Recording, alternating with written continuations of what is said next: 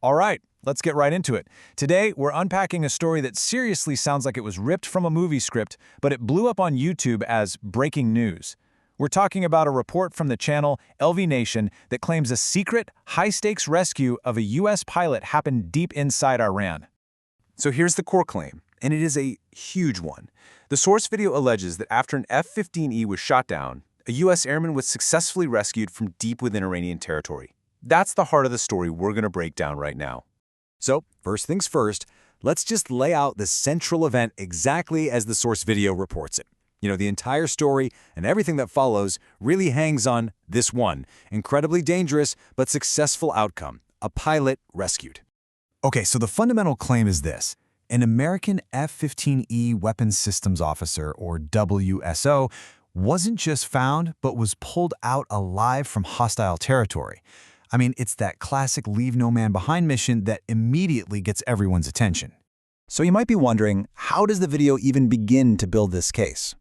Well, it doesn't just make the claim and leave it there. It tries to back it up, citing a list of confirmations from journalists and public figures. Let's take a look at who they brought up to try and add some weight to this story.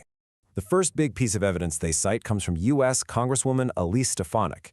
She's quoted praising the service member and the special ops teams who pulled off the dangerous rescue. This is presented as, a clear, high-level official acknowledgement that this thing actually happened. And they don't stop there. The report immediately follows up with a statement they attribute to another U.S. representative, Don Bacon. He's quoted celebrating the WSO's survival skills and honoring the rescue teams. Citing two members of Congress back-to-back is a really key part of how the source makes its argument. And the list of sources just keeps going. The video tries to bolster its claims by referencing a whole bunch of other people. Jack Murphy, a former Green Beret and journalist, Toby Harden, another journalist who reportedly has direct access to search and rescue officers, a U.S. government official who supposedly talked to Al Jazeera, and even the on-scene SAR officers themselves. Now, what's really interesting is the level of tactical detail the video goes into. It doesn't just say a rescue happened. No, it paints a very vivid picture of how it all supposedly went down. According to the sources cited in the video, this WSO showed some incredible skill. The whole sequence is laid out like a dramatic escape. We're talking about evading pursuers by climbing to a 7,000-foot ridge, all while firefights are going on. Then, somehow, making contact with an encrypted radio before finally being extracted by U.S. Special Forces. And if that wasn't dramatic enough, the report adds even more layers, describing a massive firefight right at the recovery site.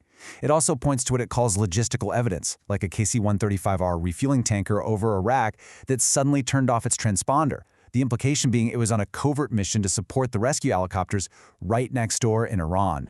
So after laying out this incredibly heroic rescue story, the source video takes a really sharp turn. It pivots to a direct critique of how it thinks the mainstream media, and CNN specifically, covered the initial news of the jet being downed. Okay, this is where it gets interesting. The video's narrator claims that CNN framed the event as a huge blow to the Trump administration.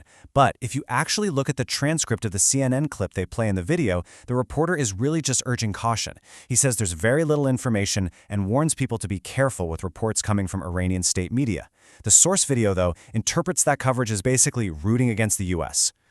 This rescue mission, as wild as it sounds, isn't presented as some isolated event. Not at all. The source video connects it to a much bigger, much more intense conflict that it claims was happening all across the region at the exact same time. And to build out this wider context, the video points to other huge events. Citing Fox News, the report claims a completely separate massive U.S. attack killed 50 senior Iranian leaders. This detail is used to paint a picture of a much larger, sort of shadow war happening behind the scenes. And the narrative just keeps layering on more chaos. The video adds claims that Iranian state TV put a bounty on the pilot, that 2 U.S. helicopters were damaged during the rescue, and that there was even a totally separate A-10 Warthog crash and rescue nearby. The crucial thing to see here is how the source weaves all of these events together to create a picture of one incredibly intense period of conflict. And so that brings us to the end of this breakdown. On one hand, you have this unverified but incredibly detailed and compelling story of a heroic rescue supposedly supported by a list of sources. And on the other, you have more cautious mainstream reports. It leaves us with a central question that feels more relevant than ever in our modern age.